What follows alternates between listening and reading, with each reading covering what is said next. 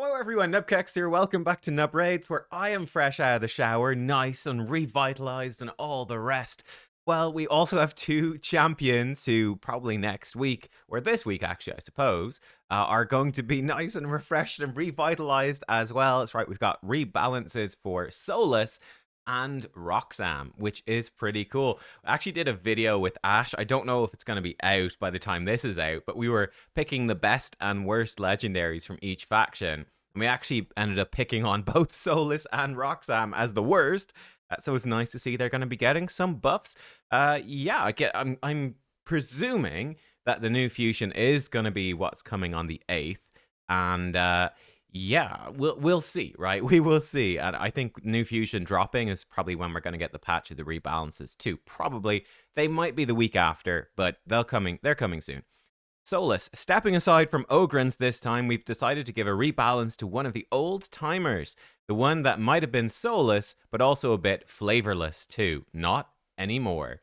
Soulless got a brand new upgrade as a strong damage dealing provoker, with some rearrangements in his skills to make provoke more effective and menacing, and some new debuffs to find new places for this champion to shine.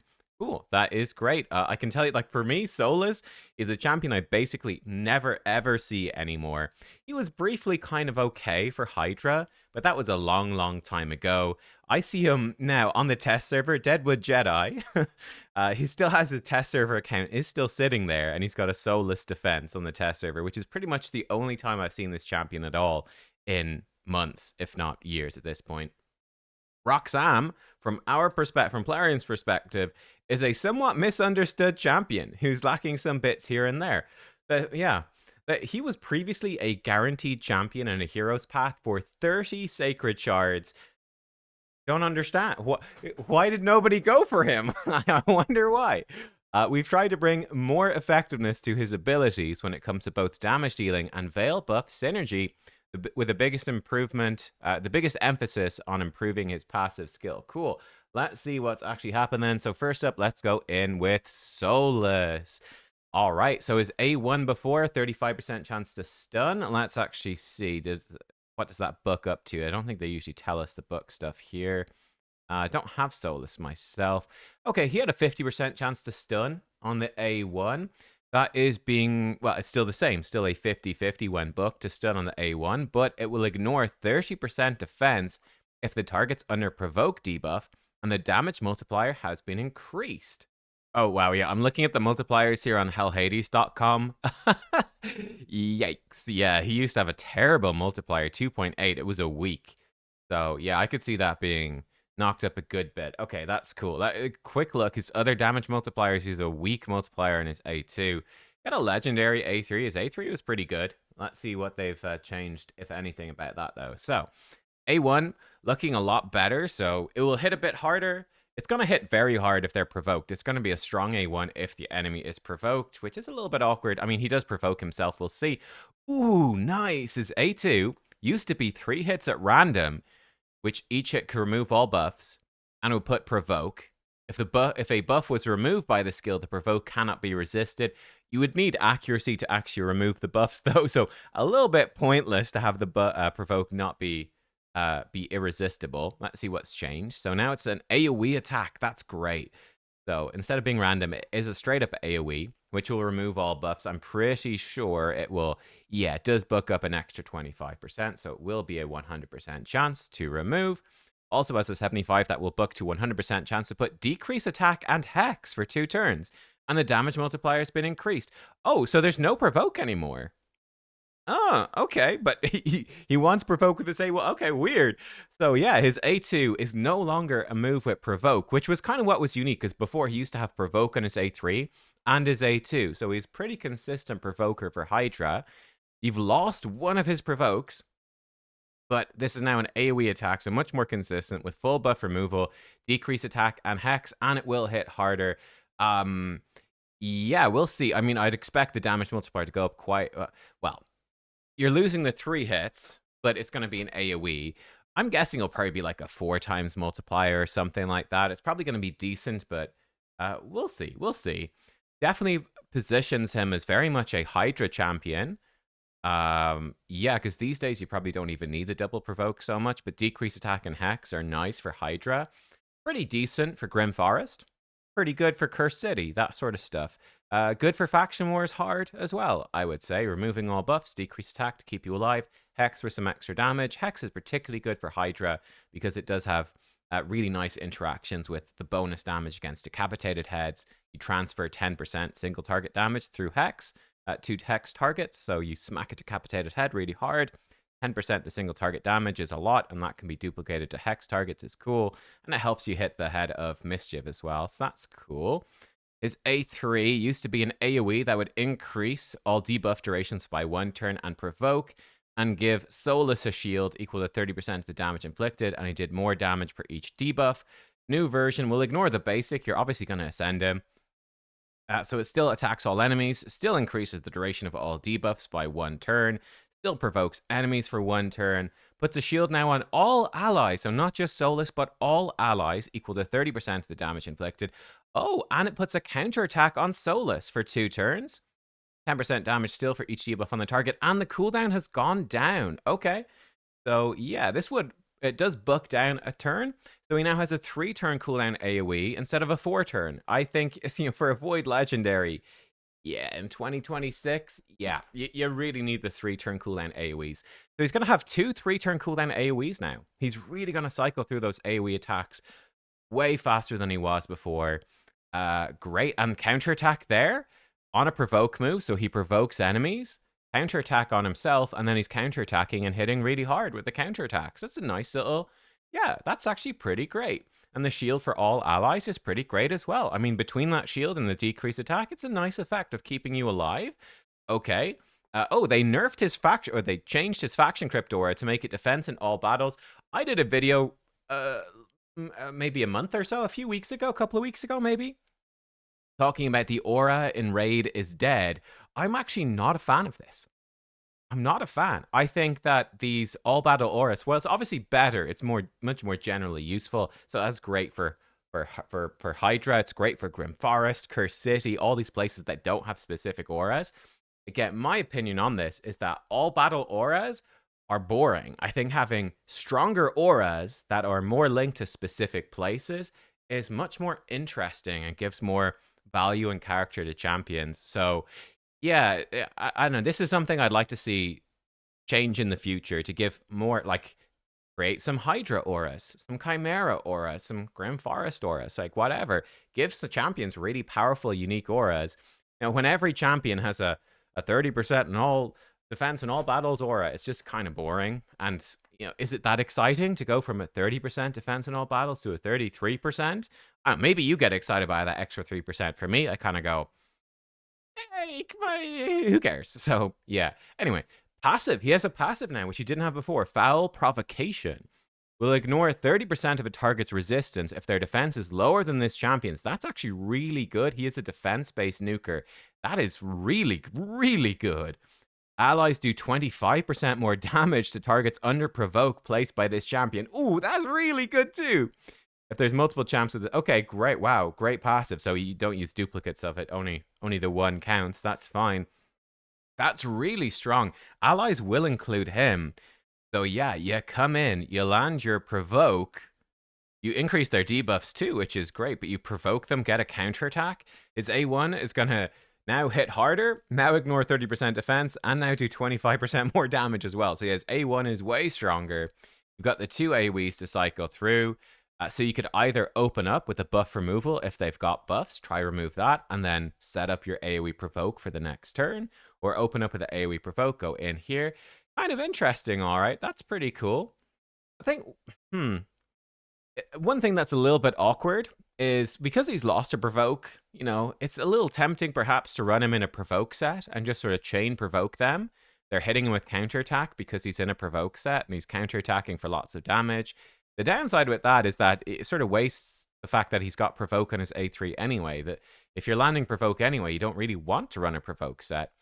Does make him quite strong and merciless set though. Getting cooldown reduction so you can get back to your provoke move is really powerful.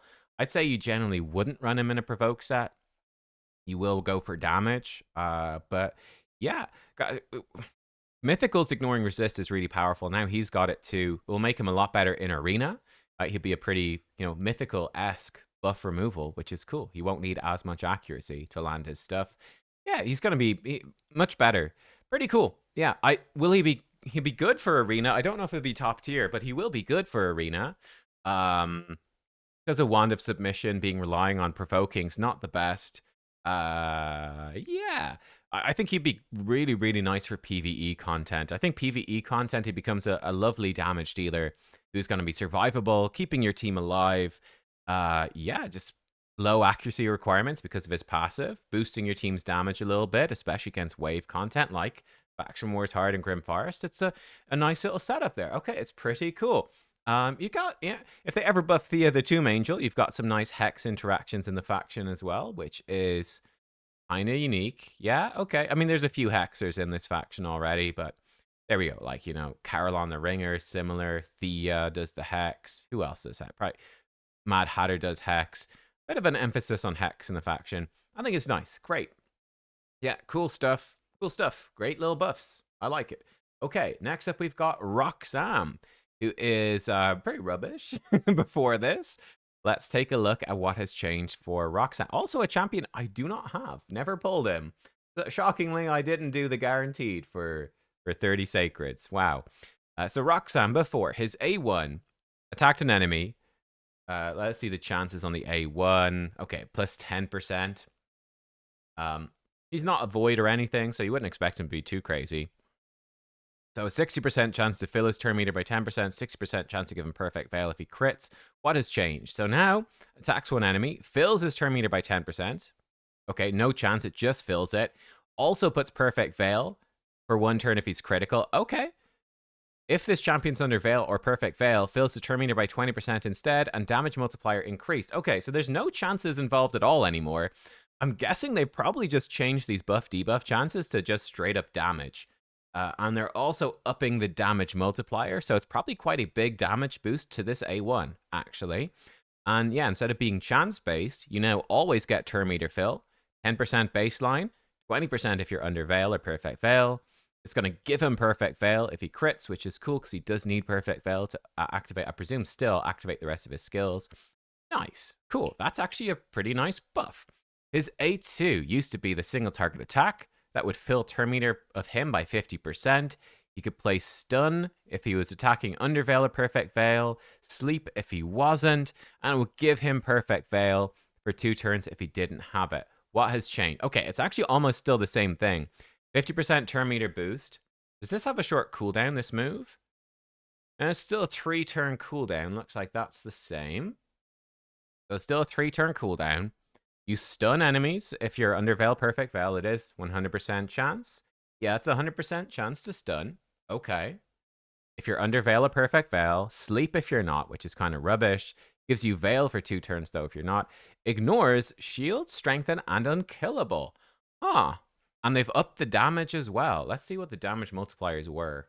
Okay, so we're loading in here. Roxam before. He had a 3.6, so he had a strong A1. So his A1's actually going to be pretty good. His A2, oh, wow. Actually, his A2 is a 6.1. Legendary. So it's actually going to hit pretty hard, huh? Okay, cool. That's a nice little buff to him there. This definitely pushes him more, I would say, towards PvP is where you'll see these buffs more often. You'll see them sometimes as well in Grim Forest and Faction Wars Hard, like, some of this harder PvE content where the enemies are actually very quick and they are going to be placing these buffs. So yeah, okay. His A3, before it was a 5... Oh, the cooldown's gone down. That's great. Well, let's see. It used to be an AoE, decrease defense and weaken, and it would decrease the cooldown of his A2, the single target nuke, if he was under perfect veil. If he didn't have veil or perfect veil, it would be single target and would give him perfect veil, right? What has changed? So, still an AoE attack with veil and perfect veil before attacking puts decreased defense and weaken. And it now ignores block debuffs. Ooh, shield and strengthen. The damage has gone up and the cooldown has gone down. God, that's a really big buff. If he's not under perfect veil, it still sucks. It's single target, decreased defense, and weaken. It is now before attack. Oh, it was before attacking. Oh, that's weird. Was it always like that? That's so strange. Oh my god, that's so weird. Okay. So yeah, if he didn't have Veil or Perfect Veil before, it was also before attacking. I didn't actually know that. So it was a good single target attack. Okay. So they've not changed the without Veil part, but the with Veil part has become much better. Way better. And yeah, it hits harder, the cooldown's gone down. So he's now a 3-turn cooldown because it gets 1 cooldown off at Books. He now will be a 3-turn cooldown, AoE decreased defense and weaken champion, which is actually very useful. That's really nice. And he places them before attacking, so he will hit much harder. The fact that he can place decreased defense and weaken through block debuffs is also really nice, and also pushing him into that arena nuker situation. Yeah. Or really hard PvE content. Okay. What was the multiplier on that like? It was so I guess it's 6.4 for the single target, 4 for the AoE. So it's actually a little bit above average, I guess, in terms of damage. It was strong before. It's going to be a little bit better. So not bad. Really interesting changes here. Substantial. He had crit rate in Doom Towers, now crit rate in all battles. Not a great aura in general. His speed, that's actually really good. He went from 98, which is very low, to 103. It's still pretty low. But seeing as he's sort of now a self-enabling damage dealer, not too bad. Not too bad. Whereas before he was sort of setting up your other damage as the debuffer. Now looks like he's actually the damage dealer himself. So his passive has been buffed as well. And they said they buffed his passive a lot. But old version was block debuffs and strengthen on him for 1 turn, and a 2-turn continuous heal when he received Veil or Perfect Veil. Now it's block debuffs and increase attack for 1 turn, continuous heal for 2 when he receives Veil or Perfect Veil. I think the continuous heal is kind of meh. It's not really that important because he's really squishy anyway. But now that whenever he gets Veil, he gets block debuffs and increase attack, that's very strong. And it really synergizes with his damage dealer potential. Places a protected Perfect Veil buff on this champion for 1 turn whenever an enemy receives a buff from skills. Ooh. If the target's max HP is higher than this champion, ignores 15% defense. Woo! If their max HP is more than double this champion's, ignores 30% defense. Holy. Okay, they've buffed the crap out of Roxam. Holy shit. So, he now comes in whenever enemies receive any buffs. So we're thinking like bosses that you cannot prevent from doing buffs. So many bosses. Okay. Not all of them. Not every boss gets buffs, but if they do, there's no cooldown on that either. So that's really nice. Definitely for PvP. He gets protected Perfect Veil, and then like, he will get block debuffs, increase attack, and a continuous heal. Now those won't be protected. They could be removed, but it will protect him from things like bombs and yeah, crowd control, stuff like that, and prepare him to hit really hard. The Perfect Veil being protected as well means that he can come in and AoE decrease defense and weaken that ignores block debuffs. He's going to absolutely smack. So, wow, very interesting. And he's going to ignore defense baseline as well. He could be actually pretty good in like you know, bunch of Mercurial. Or build him just a damage dealer, a bit slower in Stone Skin. Let the enemies go first. He gets a bunch of buffs, and then he's going to absolutely nuke them. Pretty interesting. And then he's got the Ignore Unkillable as well over here. Bit of an anti-unkillable champion. He can reduce as well. He can reduce the cooldown of his A2. Yeah, just straight up. So you could go in at the A2, snipe somebody out, and then come back with this after. I guess one slight problem is, let's say you start the fight, the enemies buff up, you get your Perfect Veil for 1 turn, you go in with your A2, you actually lose the Perfect Veil. You'll do the big single target nuke, you gain 50% turn meter, but you'll drop the Perfect Veil, which is a bit awkward, because then you'll have a bad version of his A3, the weaker version of his A3, which isn't so great. I mean, you could do an A1 and get your Perfect Veil for 1 turn, but you'd really rather not. I guess you could also run the Mastery on him. That will give you a 30% chance. Lasting Gifts, right? 30% chance to extend that Perfect Veil, the protected one, which is pretty darn powerful for him. But yeah, it's a little bit awkward, right? If you want open with his A2 with then the intent to reduce its cooldown, you got to get the enemies sort of have to get a buff after he's done his A2 and got the 50% turn meter. You need your enemies to get another buff so he can get his protected veil back so he can do the big version of the A3, which is a bit weird. But yeah, I think it's a really, really big buff. He actually becomes a hell of a lot more valuable. I think he's actually, funny enough, he's straight up better than Dracomorph at this point. Dracomorph is AoE decrease defense and weaken on a 3-turn.